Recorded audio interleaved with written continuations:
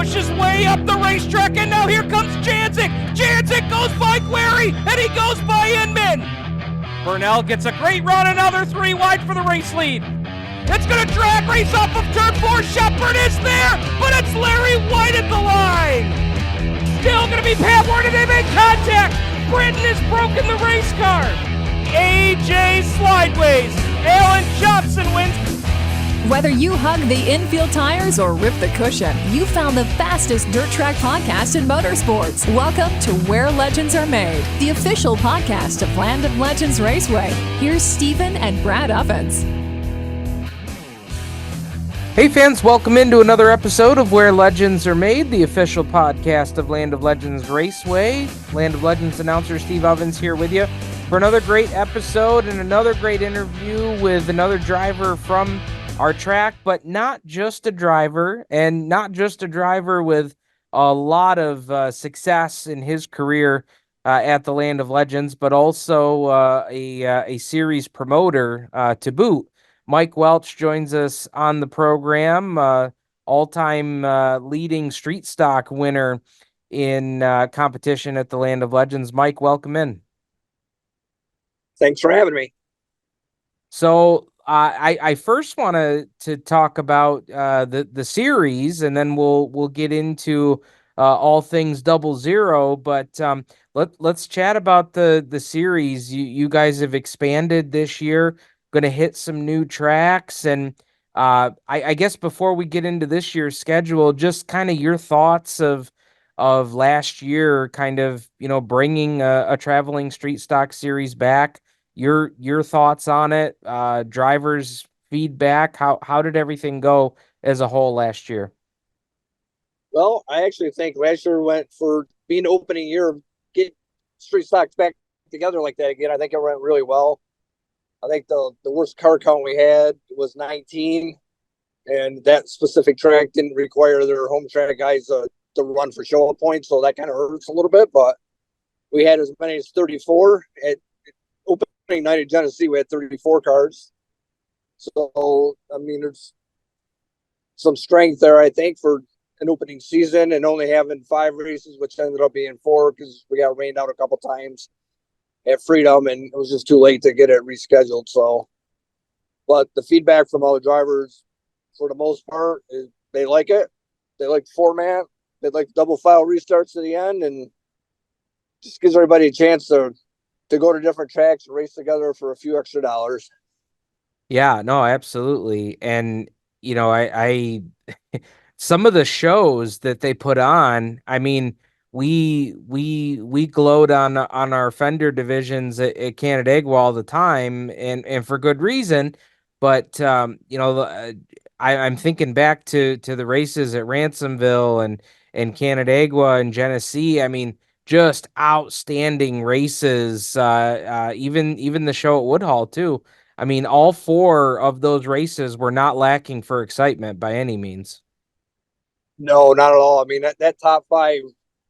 There was some good hard clean racing. You got some top notch guys running up in there, and it was great. It was great to see the battle up there for the lead, and it was nobody ever really ran away with anything. There was always a challenge going on, and that's what I mean. That's when people pay to get in the grandstand. That's what they want to see, and I'm glad that they got to see what they paid for, and it worked out really well, and it was good clean driving, because the street stocks, the full fender class, sometimes they get carried away once in a while, but it was actually pretty professional, and I think that's what's helping making the series grow a little bit.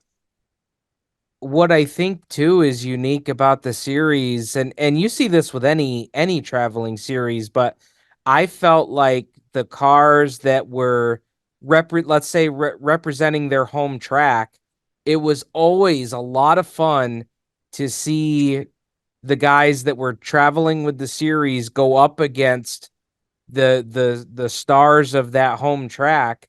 And I have to say, those home track guys that came out to those events, they represented pretty well, and that made for a great show. Oh, absolutely. That because that was, like you say, at every track, the home track guy was battling with an outsider for the win or the lead or whatever the whole race. So it's that really made for some really good racing. Yeah, no doubt. Um, let's talk about this year, adding a few stops at places that were not on last year's schedule, to tell us about some of the new places the series is headed to. Well, I just kind of threw it out there to a few extra places, McKean County being one. So they're going to throw us in there, which would be kind of a cool deal to go down there because really a lot of us or none of us have ever been there. So that's going to be kind of exciting. Along with Bradford, Dennis Cummings helps out with the series sponsoring it, so we really wanted to make a stop there. So that'll be a new run for a lot of guys too, including myself. And we got Thunder Mountain in the mix, which is going to be a Saturday night show when Canandaigua is off. So I'm hoping for some really good car counts there and good support. And then probably the biggest news that everybody, even last year, was really after me to try to get was Weedsport. And, I took a shot at dark and sent Jimmy Phelps a message, see if he'd be interested in doing it. And said, let me think about it for a day or two. And basically we talked, and he's like super excited to have full fender cars back in Weedsport again. Like Street Stocks always ran there weekly. So they're really looking forward to that. And I really think we're going to have some really good support there with the cars. So I'm looking forward to it. Yeah, I think you're definitely going to be in Concy territory. Oh yeah, for sure. I'll bet you we got. I don't know. It's hard to say because I know a few of the hobby stock guys are going to try to get in there and ruffle some feathers. So I bet you we're going to be probably 35 to 40 cars, is my guess.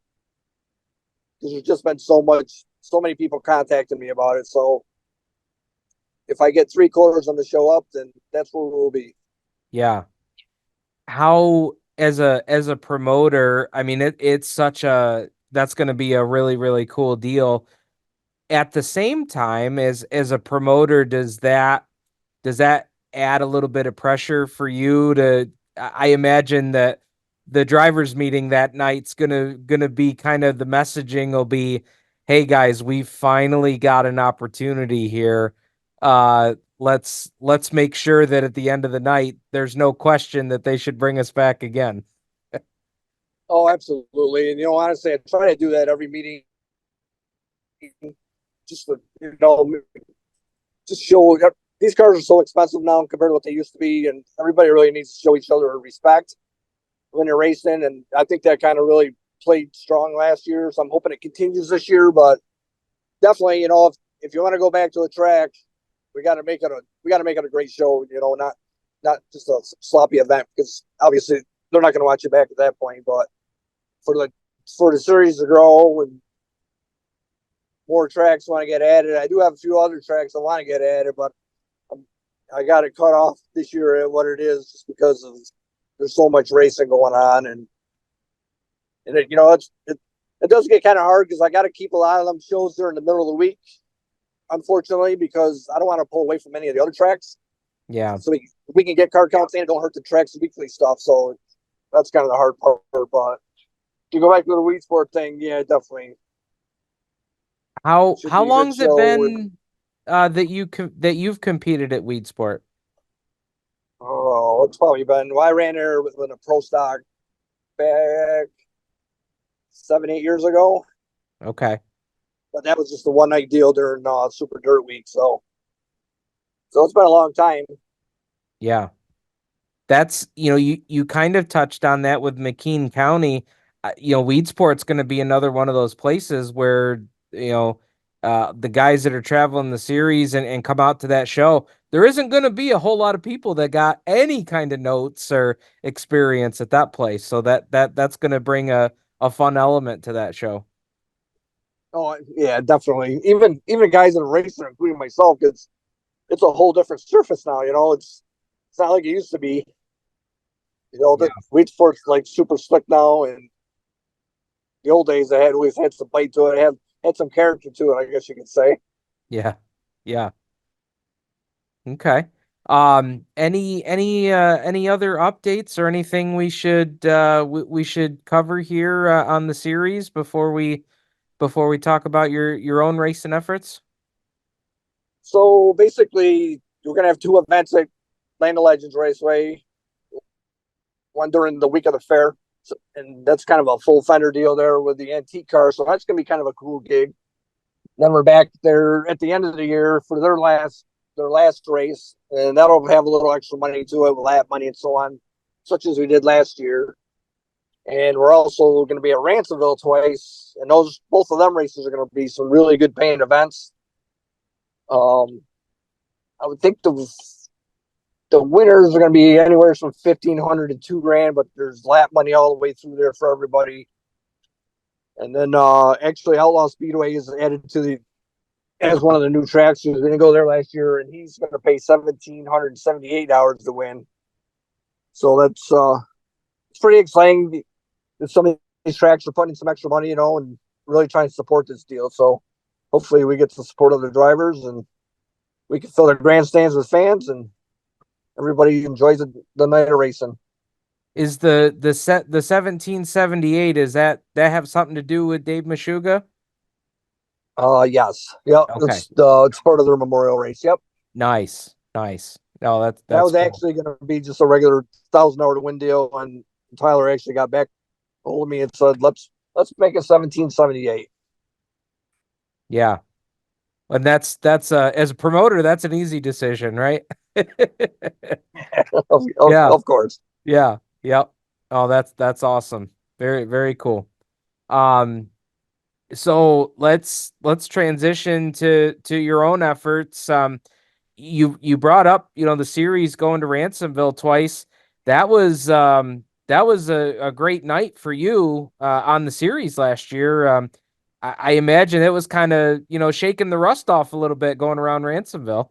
You had a good night there.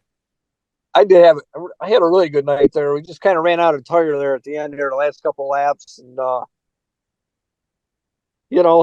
it's tough to lose some of them. So we're gonna try and go back and redeem ourselves this year. So we'll see what happens. Yeah. Now I saw that you're gonna be what's the schedule look like for you? It looked like Ransomville on Friday nights and Canandaigua Saturday. Yeah, so that's the game plan. Ransomville is going to run. They got a lot of special events going on, so the street stocks are really only there. I think it's 10 times. Oh, okay. So it starts out like the first 4 weeks are every week, and then it kind of goes every other week. So that kind of works for me. So we're gonna try and go up there. I've never run there weekly, and I don't know. We'll see if we can go try to sneak out a championship. Who knows? There's some good tough guys up there, but we'll give it a whirl. And then obviously, we'll always run Land of Legends, so we'll be busy on the weekends. That's for sure. Yeah. Now, I've talked to drivers over the last couple seasons, some of them that are, fairly new to this game, some that have got a lot of experience, and there's not much that they haven't seen or done in the past. What's what's racing? I mean, let's go back. I mean, how many years? How long you been at this game? Started racing in 1999. Okay. I mean, that's a lot of experience. That's 25 years, man. What's the drive? Is it having those great nights and having those opportunities to win? Like I've said, there's guys that have been around this game a while, and there's a couple of things. It's, they got that great passion for it. They love doing it. What are those things for you as a driver? I think it's just the competitiveness. I've always gone to the races, always watched, and had the opportunity to drive another car for Dandelion to get me started in this wonderful life. Yeah. But just, what I mean? You go out there with your friends, and it's just we're friends in the pits. I mean, you got on a track, it's just super competitive, and I don't know. I guess that's what I thrive for in summertime. Yeah. It's I know too that, along with your own racing efforts, there's also the component for you, working on the dirt car side. How challenging does that get to be, covering, all the different bases? Well, it certainly takes up a lot of time at certain points of the year, especially when the series gets really going. Fortunately, I got another guy that helps me with the dirt car series stuff, Mike McGinn. So he kind of covers a lot of races for me. So it frees me up a lot of time. So that really helps out, and I do appreciate that. But it's definitely between my own racing and following the Super Dirt Car Series and the Sportsman Series races and the 358 stuff. My summers are super busy. Yeah, man. It's you gotta love it, man. It's a labor of love, I think people say, right? Absolutely. Yep. Yeah. Oh, that's great. Let's talk about, this upcoming year. Of course, we're on the Land of Legends podcast, so I should probably theme it that way a little bit. Let's talk about the car that you've got, or are we bringing back the car from last year? Yep. Same car. Just we updated everything on it, all the bowl ends, everything that's bowl ends, all brand new. Got a little bit newer motor program going on. Actually, we're gonna have a couple motors this year, so I'm really looking forward to that. And right back again with Mountain Dew Code Red. So I really appreciate the efforts they give me to help me keep me going. Yeah. No, and that I gotta say that was one of my favorite schemes last year. It just obviously it went great with the sponsor, but that was very cool. Looking forward to seeing what that's gonna all look like this year. You talked about, some of the updates to the car and motor program and things like that. Um, there were several nights last year where, man, that 00, Mike Welch was right. He was right on the cusp. So what is that next step? What is that next thing? Is it a lot of little things? Is it one big thing? What are the things that are gonna help take that next step? Well, there's a lot of new technology out there with shocks and springs, and we've upgraded that. And come to find out, with my motor from last year, we had an internal issue going on, or it was kind of chewing itself apart. So that's been resolved, hopefully. And Joey saw after the first couple of races there last year, it seemed like that car was super lazy for some reason, not like it was the year before. And then, like I said, we found that issue and we got that all fixed and got another motor, brand new motor built that I'm going to keep putting in probably mid-season, and hopefully with the updates of the car and getting the motor straightened out, and hopefully it puts us back on our A game again. That had to that had to be a relief to kind of see, to find that out, to hey, this is some of what we were struggling with here, because that especially with an internal engine thing, there's only one way to figure that out. Right. Take it apart Yeah. and find out. Yeah. No. Actually, quite surprised it lasted as long as it did. Okay. Gotcha. Okay. All right. Well, hey, it's been a hell of a run, and it continues on here. Had a lot of, like I said, a lot of strong runs last year, both at the home track and on the series. Got a lot of racing coming up, and oh, by the way, busy as ever, I'm sure, at Auto Value too, and covering all your duties there. And obviously we appreciate their continued support at the track, and want to give an opportunity to plug that. It was interesting to when we shot the commercial for Auto Value. I think it was now 2 seasons ago. Um, all the different things that you guys offer that are very racer centric. And you want to give an opportunity to mention that too. Oh yeah, for sure. All the chemicals everybody uses, and spark plugs and filters and the racing oils and a lot of the bolt-on stuff, especially for the hobby stocks and the street stocks, all the chassis stuff we can get. And it's just there's a lot of stuff there. And actually, us supporting Land of Legends has actually grown the business in the stores around that area, specifically Canandaigua for sure. But there's some outer lying stores, not too far from the track that have definitely benefited from it also. Awesome. Yeah, I think Auto Value is a great case study for anybody out there that's kind of, maybe been teetering on, do we work with a racetrack? Do we not? Does it working for other people?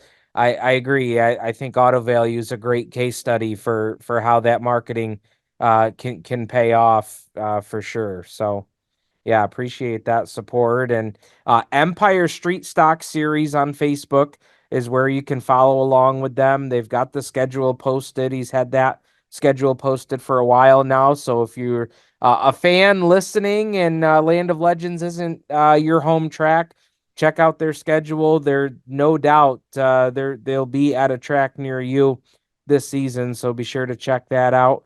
And Mike, I appreciate the time, and it won't be long here. I mean, it looks like we might have a fairly decent spring, so it won't be long, and we'll finally be back to the racetrack and out to OTR afterwards.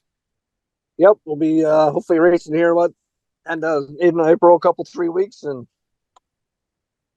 get the season started and get everybody out of their houses and go enjoy their Saturday nights at Land of Legends. I don't know about you, man, but the cabin fever is starting to sit. You get to this point of the year where race season is so close, but if you look at the calendar, it feels like it's so far away.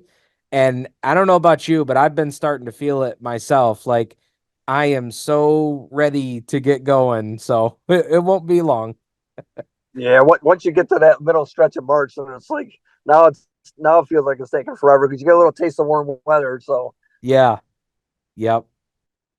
So before we get out of here, was having a little audio technical difficulty recording this on Zoom with Mike. But before we get out of here, Mike did send me a message, said, "Hey, want to make sure that that we thank his crew guy Maynard, of course, Tana, who's been a big part of the racing operation too, and I'll mention too, does a bang up job with all of the marketing and event operations at Land of Legends Raceway. So I can echo those thanks to Tana as well. But he also wanted to make sure we mention all the great sponsors that are helping out this year.